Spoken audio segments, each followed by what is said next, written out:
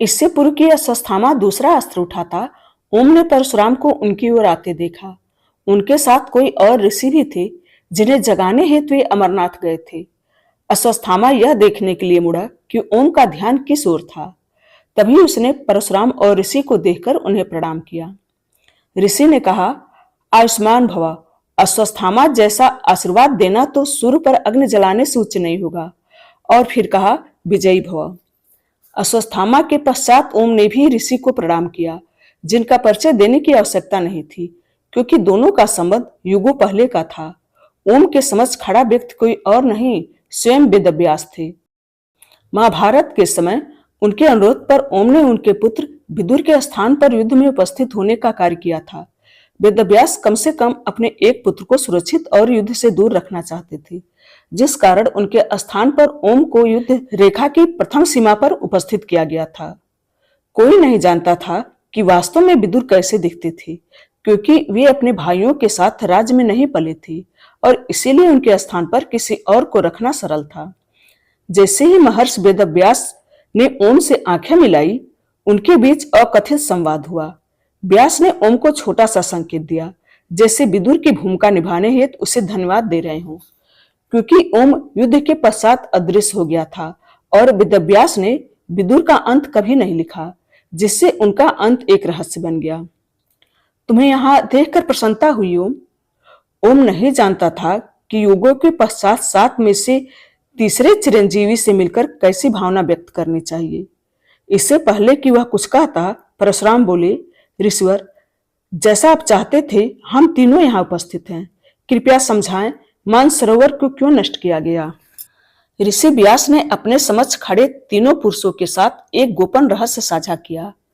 प्रिय परशुराम, मानसरोवर का विनाश केवल प्रथम अनहोनी है। यह केवल एक जटिल योजना का प्रारंभ है, जिसका प्रतिकार वास्तव में लगभग असंभव है। योजना? कौन सी योजना? किसकी योजना? अश्वत्थामा व्याकुल होकर पूछ बैठा। योजना क्या है, मैं केवल इसका उत्तर दे सकता हूं, परंतु किसकी है इससे मैं अज्ञात हूं, व्यास ने उत्तर दिया।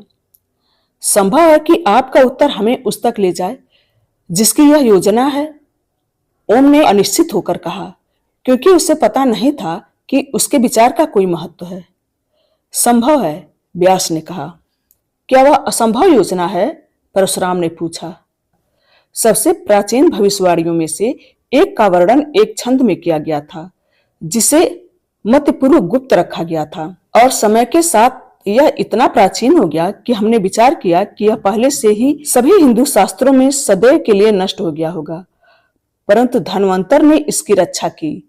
एक छंद जिसमें लिखा था, माघ के महीने से प्रारंभ होने वाले लगातार 9 प्राचीन चंद्रमाओं में 9 रहस्यमय स्थानों से 9 गुप्त शब्दों को निकालने में वह सफल होगा, और यह एक रहस्यमय द्वार की कुंजी के रूप में कार्य करेगा। हे दृष्टा, कृपया हमें इसका संपूर्ण ज्ञान दें, अश्वत्थामा ने हाथ जोड़कर कहा। हम उसकी तुलना में निर्बल होंगे, क्योंकि संख्या में हम 9 नहीं केवल 8 हैं। हमारे संसार में 9 अंक अत्यंत महत्वपूर्ण हैं। जन्म से पहले मां के गर्भ में एक भ्रूण के जीवन से लेकर मनुष्य की मृत्यु तक, जिसके पश्चात कुटुंब के 9 ग्रहों को शांत करने की प्रक्रिया तक, सब कुछ 9 अंक से संबंधित है। किसी अज्ञात कारण से प्रत्येक युग के अंकों का योग भी 9 होता है। जब मानव वर्षों में गणना की जाती है तो सतयुग की अवधि 17,28,000 वर्षों की होती है, त्रेता युग 12,96,000 वर्ष, द्वापर युग 8,64,000 वर्ष और कलयुग की अवधि 4,32,000 मानव वर्ष की होती है। प्रत्येक वर्ष में सभी अंकों का व्यक्तिगत योग 9 होता है। हिंदू धर्म में 18 पुराण है, 108 महापुराण। महाभारत में 18 पर्व हैं। युद्ध 18 दिनों तक चला। गीता में 18 अध्याय हैं और भगवत पुराण में 18,000 श्लोक हैं। इन सभी अंकों का योग फिर से 9 होता है। हिंदू धर्म की वैशेषिक शाखा में 9 सार्वभौमिक पदार्थ या तत्व हैं: पृथ्वी, जल, वायु, अग्नि, आकाश, समय, स्थान, आत्मा और मन। हम नवग्रह अर्थात 9 ग्रहों की पूजा करते हैं। हम नवरात्र मनाते हैं, जो दुर्गा के 9 रूपों दुर्गा को समर्पित 9 दिनों का उत्सव है। प्रत्येक दिन इनमें से किसी एक अवतार के उत्सव के साथ जुड़ा होता है। हिंदू ज्योतिष विद्या 9 रत्नों को पहचानती है, जिन्हें 9 रत्न कहा जाता है, और हर ग्रह को प्रभावित करने वाला एक रत्न होता है। सूर्य के लिए माणिक, चंद्रमा के लिए मोती, मंगल के लिए लाल मूंगा, बुध के लिए पन्ना, बृहस्पति के लिए पीला नीलम, शुक्र के लिए हीरा, शनि के लिए नीलम, आरोही चंद असंध के लिए हेसोनाइट और अवरोही चंद असंध के लिए कैटसाई। हिंदू सौंदर्य शास्त्र में 9 प्रकार के रस हैं। रस एक अवधारणा है जो भावनाओं की अमूर्तता का वर्णन करने में सहायक 9 विभिन्न अभिव्यक्तियां प्रदान करती है, जो किसी भी दृश्य, साहित्यिक या संगीत कार्य के माध्यम से पाठक या दर्शकों के भीतर विकसित हो सकती है। पृथ्वी के लिए देवताओं और असुरों के मध्य हुआ युद्ध पृथ्वी जितना ही प्राचीन है, और असुरों की विजय को अस्वीकार करने हेतु भगवान विष्णु ने आज तक 9 अवतार लिए हैं। भागवत पुराण सतयुग से कलयुग तक 4 महान युगों के अनंत चक्र का वर्णन करता है, जिसके अंतर्गत धर्म एवं सदाचार के सिद्धांत धीरे धीरे नष्ट होते जाते हैं। सतयुग में धर्म और सदाचार जन्मजात हैं, त्रेता में इन्हें खोजा और प्राप्त किया जाता है, द्वापर में ये अत्यधिक उत्तेजित होते हैं और कलयुग में इसका नाश हो जाता है। कलयुग के अंत में धर्म के सिद्धांत या मानवता के व्यवसायिक कर्तव्य पूर्णतः समाप्त हो जाएंगे। कलयुग का आरंभ 5121 वर्ष पूर्व हुआ था, जिसका योग पुनः न होता है। यह वर्ष 4,28,899 ईस्वी में समाप्त होने वाला है, जिसका अर्थ है वर्ष 2020 तक इसमें 4,26,879 वर्ष शेष हैं, जिसका योग भी 9 है। परंतु चौथे युग में वर्ष 2020 को जो विशेष रूप से संकटजनक बनाता है, वह संख्या 9 नहीं अपितु 4 है, जो कि वर्ष 2020 के अंकों का योग है, और वर्ष 4,28,899 ईस्वी का भी, जो कि अंतिम युग का कथित अंत है। कोई इस अप्रत्याशित निष्कर्ष को वर्ष 2020 तक आगे बढ़ाने का प्रयत्न कर रहा है, जिससे चौथे युग को 4,26,889 वर्ष के पूर्व ही समाप्त किया जा सके। यदि वह माघ के महीने से प्रारंभ होने वाले 9 पुराने चंद्रमाओं में 9 रहस्यमय स्थानों में छिपी हुई 9 आत्माओं को निकालने में सफल होता है, तो एक बार मुक्त होने के पश्चात हम शेष 8 चिरंजीवियों के विपरीत 9वें चिरंजीवी का पालन करेंगे। मेरा मानना है कि लुप्त हुआ पाठ मृत संजीवनी की छिपी हुई पुस्तकें थी, और किसी ने यह पता लगा लिया है कि पुस्तक के हर 9वें पृष्ठ पर शब्दों के रूप में छिपी हुई आत्माओं तक पहुंचने तथा उन्हें जगाने का मार्ग एवं प्रक्रिया क्या है। सभी शब्दों के संकलन से पद का निर्माण होगा।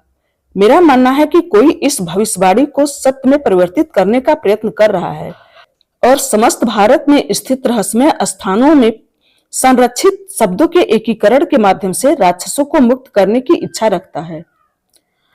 तो वास्तव में वह द्वार कहाँ है? परशुराम ने पूछा। यह कोई नहीं जानता, परंतु परशुराम, मैं पूरे विश्वास के साथ कह सकता हूं कि आने वाले 8 माह अत्यंत महत्वपूर्ण हैं। हिंदू चंद्र पंचांग में 12 महीने होते हैं। 9 पुराने चंद्रमा 9 महीने तक फैले हुए हैं, जिसमें हर महीने एक पुराना चंद्रमा होता है। ग्रेगोरियन पंचांग के अनुसार जनवरी के दूसरे पखवाड़े में आरंभ होने वाले माघ से गणना करने पर हम पहले ही एक को खो चुके हैं। मान सरोवर के पवित्र सरोवर का विनाश एक संकेत है। अब हमारे पास अगले महीने फाल्गुन के चंद्र से लगभग 12 दिन शेष हैं, जो फरवरी के दूसरे पखवाड़े में आरंभ होता है। इस पश्चात 252 दिनों को चैत, बैसाख, जेठ, आषाढ़, श्रावण, भाद्रपद, अश्विनी और कार्तिक के 8 और महीनों में विभाजित किया जाएगा। अश्वत्थामा, बृहस्पति और मिलारेपा को बुलाओ, परशुराम ने आदेश दिया। अश्वत्थामा आज्ञा का पालन करते हुए तुरंत ओम को लेकर चला गया। उनके जाते ही परशुराम ऋषि व्यास की ओर मुड़े। ये रहस्यमय स्थान कहाँ है जो श्लोक के शब्दों की रक्षा कर रहे हैं? वेदव्यास ने उत्तर दिया, अभी मैं आपको केवल 3 स्थानों के बारे में बता सकता हूँ। उन्होंने यह भी प्रत्यक्ष किया कि जब धन्वंतर सुश्रुत से मृत संजीवनी की पुस्तकें लिखवा रहे थे, तब वेदव्यास ने उन्हें सुन लिया था।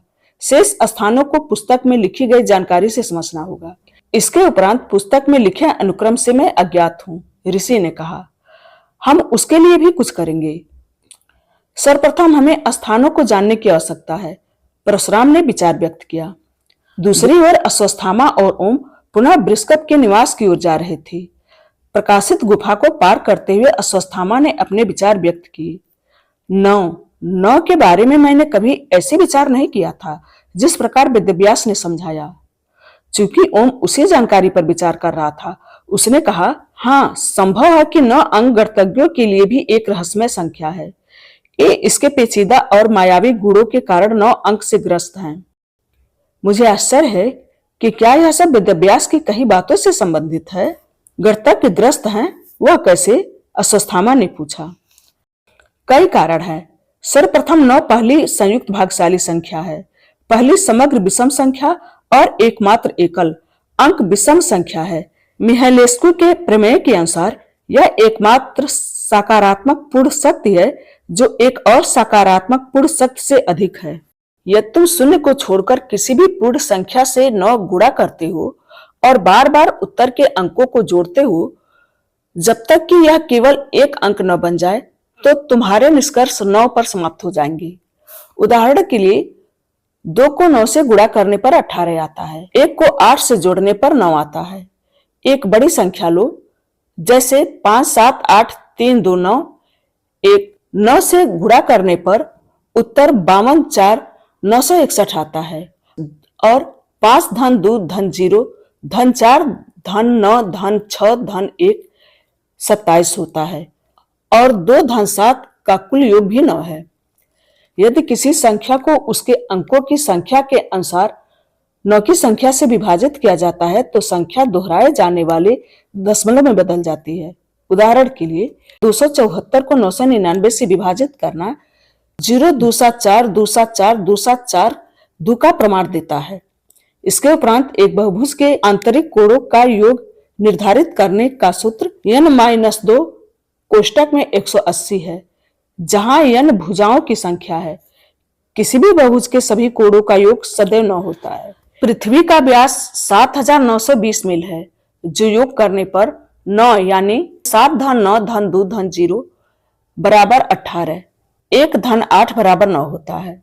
सूर्य का व्यास 8,64,000 मील, 8 धन 6 धन 4 बराबर 18, 1 धन 8 बराबर 9 है।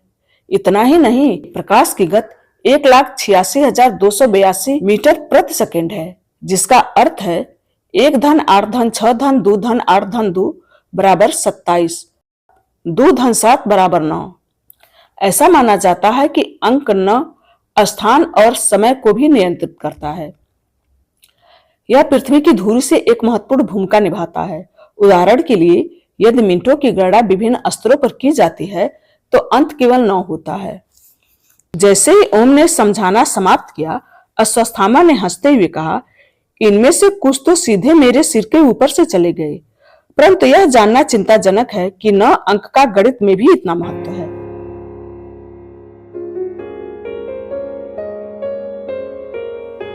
इस कहानी का शेष हिस्सा अगले वीडियो में। धन्यवाद।